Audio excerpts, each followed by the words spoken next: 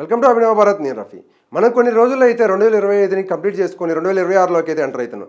దీనికి సంబంధించి చూసుకుంటే 2025 డిసెంబర్ 31 అయితే న్యూ ఇయర్ వేడుకలు ఉన్నాయో దీనికి సంబంధించి అయితే పోలీస్ శాఖ కొన్ని కీలక ఆదేశాలు అయితే కీలక సూచనలు అయితే చేసింది, మార్గదర్శకాలు.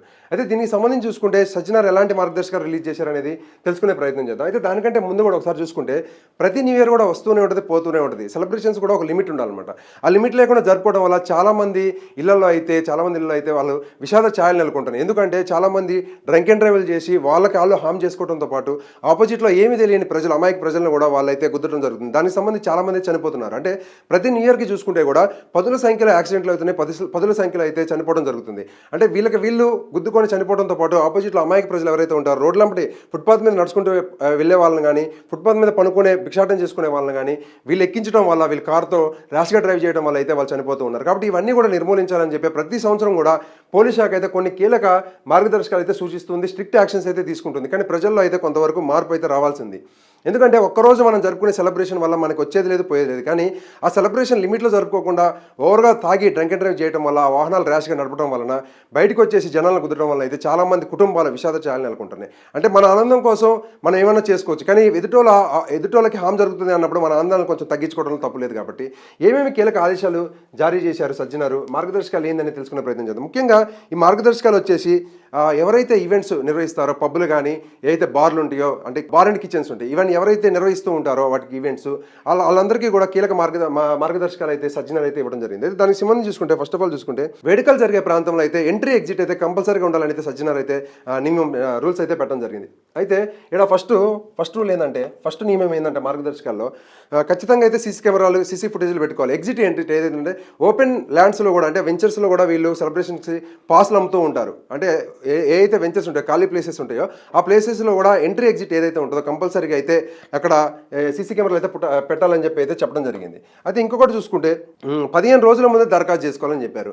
16 రోజుల ముందే దరఖాస్తు చేసుకోవాలి. అంటే ఎవరైతే ఈవెంట్స్ నిర్వహిస్తారో వాళ్ళు మాత్రం 15 రోజుల ముందే ఎక్కడ నిర్వహిస్తున్నారు, క్రౌడ్ ఎంతమంది వస్తున్నారు, మీరు ఎలాంటి సిబ్బందిని పెడుతున్నారు అక్కడ, అంతేకాకుండా టికెట్స్ ఎన్ని, అక్కడ ఎంత ఆ విస్తీర్ణంలో ఎంతమంది సరిపోతారు, మీరు ఎన్ని అమ్ముతున్నారు టికెట్లు అనేది అన్ని విషయాలు కూడా ఆ పోలీస్ శాఖ చెప్పేసి 15 రోజుల ముందు దరఖాస్తు చేసుకోవాల్సిన అయితే అవసరం ఉంది. ఎందుకంటే వాళ్ళు ఎంక్వైరీ చేసి ఎన్ని వస్తున్నాయి, ఎంతమంది వస్తున్నారు, ఆ ఈవెంట్కి అక్కడున్న గ్రౌండ్ ఎంత ఉంది, ఇవన్నీ చెక్ చేసి మీకు పర్మిషన్ ఇవ్వడమే జరిగింది. దానికి సంబంధించి 15 రోజుల ముందే ఎవరైతే ఆర్గనైజేషన్ ఉంటారో వాళ్ళైతే అప్లై చేసుకోవాల్సిన ఇదైతే ఉంది. అయితే ఇక్కడ ఇంకొకటి చూసుకుంటే ట్రాఫిక్ రద్దీ ఏర్పడకుండా ప్రైవేట్ సెక్యూరిటీ గార్డులను అయితే ఏర్పరచుకోవాలని చెప్పడం జరిగింది. అంటే ప్రైవేట్ సెక్యూరిటీ ఎవరైతే ఉంటారో, బౌన్సర్లు కానీ ఎవరైతే ఉంటారో వాళ్ళనైతే మీరు ఏర్పాటు చేసుకోవాలి. అంటే మీరు ఒక ఈవెంట్ జరుపుతున్నారు అక్కడ, అంటే ఈవెంట్కి దగ్గరలో ట్రాఫిక్ అయ్యే అవకాశం ఉందన్నమాట. మీరు మెయిన్ రోడ్ మీద ఉంటే కొంచెం ఒక 100 మీటర్స్ ముందుకి, ఒక 100 మీటర్స్ వెనకకి మీకు మీ దగ్గరకు వచ్చే వాహనాలు, కార్లు కానీ, 2 వీలర్లు కానీ ఏవైతే ఉంటాయో ఇవి వచ్చే క్రమంలో వీళ్ళు అక్కడైతే ట్రాఫిక్ జామ్ ఏర్పడే ఇది అవకాశం ఉంది. కాబట్టి మీరు కొంతమంది సెక్యూరిటీ గార్డులు ఎంచుకోవడం వల్ల, అక్కడ పెట్టుకోవడం వల్ల అయితే అక్కడ ట్రాఫిక్ని వాళ్ళే నియంత్రించే అవకాశం ఉంటుంది. కాబట్టి మీ మనుషులు ఉంటే ఒక క్లారిటీ ఉంటుంది, వాళ్ళకి ఎటు వెహికల్స్ వెళ్తున్నాయి, ఎటు ఎగ్జిట్ ఉంది, ఎటు ఎంట్రీ ఉంది అని చూసుకొని ఆ వెహికల్స్ని అయితే ముందుకి వెనకకి అంటే ఎటు వెళ్ళాలనేది వాళ్ళు సూచిస్తూ ఉంటారు. కాబట్టి ప్రైవేట్ సెక్యూరిటీని అయితే పెట్టుకోమని అయితే ఇక్కడ చెప్పడం జరిగింది పోలీసు వారు. ఇంకోటి చూసుకుంటే రాత్రి 10 తర్వాత సౌండ్ సిస్టమ్స్ అన్ని బంద్ చేయాలి. అంటే రాత్రి 10 గంటల వరకే మీకు డీజే పర్మిషన్ అయితే ఉంటుంది. 10 తర్వాత అయితే డీజే ప్లే చేయడానికి లేదు. ఒకళ్ళు పెట్టుకోవాలి అంటే 45 డెసిబెల్స్ ఏదైతే ఉందో, 45 డెసిబెల్స్ ఏదైతే ఉందో దా సౌండ్ మాత్రం, అంటే చాలా తక్కువ సౌండ్, అది కూడా ఇండోర్లో మాత్రమే పెట్టుకోవాలి. ఆ ఇండోర్లో మాత్రమే పెట్టుకోవాలి, 45 డెసిబెల్స్ మాత్రమే పెట్టుకోవాల్సిన అవసరం ఉంది. ఎందుకంటే డీజే సౌండ్స్ అనేవి 10 తర్వాత ప్లే చేయడానికి అయితే అనుమతి లేదు. ఈ 45 డెసిబెల్స్ కూడా ఇండోర్లో నిర్వహించుకోవాలి. అది కూడా 1 o'clock వరకు మాత్రమే పర్మిషన్ ఉంది, రాత్రి 1 గంట వరకు మాత్రమే పర్మిషన్ ఉంది. అయితే ఈవెంట్లు నిర్వహించే వాళ్ళు ఏం చేస్తారంటే అక్కడ వాళ్ళకున్న ప్లేస్లో ఒక 100 టికెట్లు అమ్మాల్సిన అవసరం ఉన్నప్పుడు, కానీ అక్కడ పట్టేది 100 మంది అయినప్పుడు కూడా వీళ్ళు ఏం చేస్తారంటే 150 టికెట్లు, 200 టికెట్లు కూడా అమ్మే అవకాశం ఉంది. కాబట్టి మీరు మీకు ఎంతవరకు అయితే అక్కడ ప్లేస్ ఉందో, ఎంత క్రౌడ్కి అయితే మీరు అక్కడ అకామిడేషన్ చేయగలరో అంతవరకు మాత్రమే మీరు టికెట్లు అమ్మాలని అయితే స్ట్రిక్ట్ గైడ్లైన్స్ అయితే ఇవ్వడం జరిగింది. అంటే ఎక్కువ పాసెస్ అమ్మడం వల్ల, అక్కడ ఎక్కువ మంది గుమిగొట్టడం వల్ల ఆర్గనైజేషన్స్కి ఎవరైతే ఈవెంట్లు నిర్వహిస్తారో వాళ్ళకైతే డబ్బులు వస్తాయి. కానీ మొత్తానికైతే అక్కడ మాత్రం మళ్ళీ ఇంతమంది జనం మొత్తం కూడా అక్కడికి వచ్చిన తర్వాత అయితే ఇబ్బందులు పడాల్సిన అవసరం ఉంటుంది. కాబట్టి ఏదైనా ఫైర్ ఎగ్జిట్లు ఏదైనా ఫైర్ ఇన్సిడెంట్లు ఏమైనా జరిగినా కానీ అక్కడ నుంచి బయటికి వెళ్ళడానికి కూడా ఒక లిమిట్ లిమిటెడ్ అక్కడ ఉన్న ప్లేస్ తగ్గ మనుషులు మాత్రమే, అంటే అక్కడ ఉన్న ఎంతైతే ప్లేస్ ఉందో ఆ విస్తీర్ణం తగ్గట్టు అక్కడ ప్రజలు ఉంటే మాత్రమే అక్కడ నుంచి ఎగ్జిట్ అవడానికి ఈజీ ఉంటుంది. అంతేగాని 100 పాసులు అంటే 100 మంది సరిపోయే ప్లేస్లో 100 పాసులు ఉండే ప్లేస్లో 200 మందిని తీసుకోవడం వల్ల అక్కడైతే ఇబ్బందులు ఏర్పడతాయి కాబట్టి దాన్ని అయితే నియంత్రించాలని అయితే చెప్పడం జరిగింది. ఇంకోటి చూసుకుంటే ఫైర్ ఆర్మ్స్ను అనుమతించొద్దని చెప్పింది. అంటే ఏ అయితే ఉంటాయో చిచ్చుబుడ్లు కానీ ఏదైనా బాంబులు కానీ ఇలాంటివి అయితే ఈవెంట్ లోపలికి అయితే అనుమతించవద్దని చెప్పింది. ఇది స్ట్రిక్ట్ గైడ్లైన్స్ అయితే ఇవ్వడం జరిగింది. అయితే ఇక్కడ పబ్బులు బార్లు ఏదైతే ఉంటాయో కపుల్స్ ఎంట్రీ ఏదైతే ఉంటుందో ఆ ప్రదేశాల్లోకి అంటే ఆ ఈవెంట్లోకి మైనర్లు ఎవరైతే ఉంటారో వాళ్ళని అయితే అలో చేయొద్దని అయితే చెప్పడం జరిగింది. అంతేకాకుండా డ్రగ్స్ ఎవరైతే యూజ్ చేస్తారో డ్రగ్స్ కానీ గంజాయి కానీ వాటిని ఎంకరేజ్ చేయొద్దని స్ట్రిక్ట్గా అయితే చెప్పడం జరిగింది. ఎందుకంటే ఆ డ్రగ్స్ వల్ల ఈ గంజాయి వల్ల ఆ మత్తులో ఏం చేస్తున్నారో కూడా తెలియకుండా వాళ్ళు ప్రవర్తించే అవకాశం ఉంది కాబట్టి వాటిని అయితే 100% నియంత్రించాలి. కానీ ఇన్ కేస్ కానీ దొరికారంటే వాళ్ళ మీద పీడీ యాక్ట్లు పెట్టి మరి జైల్లో పెట్టే అవకాశం ఉంది. కాబట్టి ఎవరు కూడా అలాంటి డ్రగ్స్ని మాత్రం ఎంకరేజ్ చేయకండి, గంజాయిని ఎంకరేజ్ చేయకండి. దాంతోపాటు మద్యం సేవించే వాహనాలు అస్సలు నడపొద్దని అయితే ఖచ్చితంగా చెప్తున్నారు పోలీసు వాళ్ళు. అయితే ఇక్కడ చూసుకుంటే మద్యం తాగి వాహనాలు అయితే నడపొద్దని అయితే పోలీసు స్ట్రిక్ట్గా చెప్తున్నారు.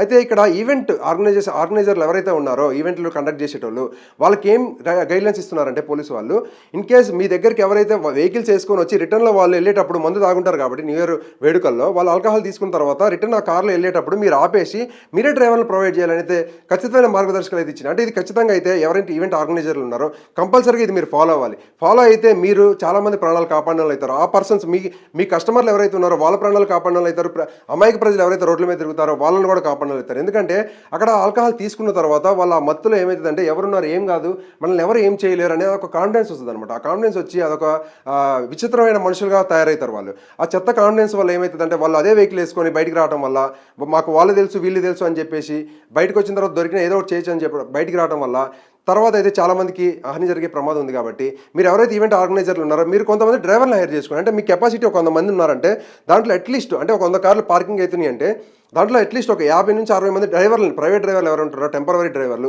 వాళ్ళని మీరు అక్కడ తీసుకొచ్చి పెట్టండి. ఎగ్జిట్ ఎప్పుడు 1 o'clock అయితే సెలబ్రేషన్స్కి అనుమతి అయిపోతుంది కాబట్టి 1 o'clock అందరూ ఎగ్జిట్ అవుతారు కాబట్టి ఆ టైంలో మీరు తాగుండ వాళ్ళని చూసి సార్ మీరు ఇట్లా తాగి వెళ్ళొద్దు పోలీసు వాళ్ళు ఇట్లా చెప్పారని చెప్పేసి మీరు స్ట్రిక్ట్గా వేరే డ్రైవర్ని ఇచ్చి పంపించండి.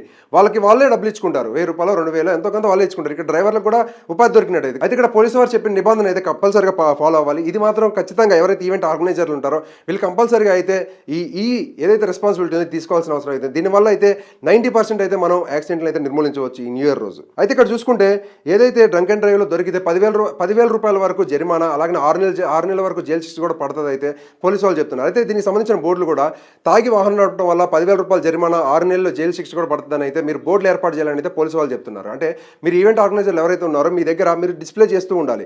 మీకు అక్కడ స్క్రీన్ కూడా ఉంటుంది కాబట్టి స్క్రీన్లో కూడా మీకు ఏదైతే డీజే ప్లే అయ్యి అక్కడ డ్యాన్స్లన్నీ ప్లే అవుతూ ఉంటాయో దానికి సంబంధించిన స్క్రీన్ మీద కూడా మీరు ప్రతి హాఫ్ అన్ అవర్కి ఒకసారి ప్రతి 1 అవర్కి ఒకసారి మీరు ప్లే చేస్తూ ఉండాలి. మద్యం తాగి వాహనాలు నడపడం వలన యాక్సిడెంట్లు అవుతాయి, అలాగే 10,000 రూపాయలు జరిమానా ఉంటుంది, 6 నెలల వరకు జైలు శిక్ష ఉంటుందని అయితే మీరు ఏదైతే డిస్ప్లేలు ఇస్తారో ఆ డిస్ప్లే మీద మీరు ఇది ప్రదర్శిస్తూ ఉండాలి. అంతేకాకుండా కొన్ని ఏమంటారు రెడ్ కలర్ పేపర్ తీసుకొని ఒక నోటీస్ లాగా కూడా అక్కడ పెట్టాల్సిన అవసరం అయితే మీకు ఉంది. ఎందుకంటే అట్లా పెట్టడం వల్ల కొంతవరకు వాళ్ళకి సెన్స్ ఏమైందంటే వాళ్ళకి అర్థమవుతుంది అనమాట. మనం తాగినా సరే ఓకే ఇంతగానం చెప్తున్నారు అంటే కంపల్సరీగా అయితే మనం ఫాలో అవ్వాలి. 10,000 రూపాయలు జరిమానా ఉంటుంది, అలాగే 6 నెలల వరకు జైలు శిక్ష ఉంటుంది. కాబట్టి కొంతవరకు అయితే కొంతమంది మారే అవకాశం ఉంది, కొంతమంది మైండ్లో ఆ ఆలోచన వస్తుంది అనమాట. కాబట్టి అదైతే మీరు ఫాలో అవ్వాల్సిన అవసరం అయితే కంపల్సరీగా ఉంది.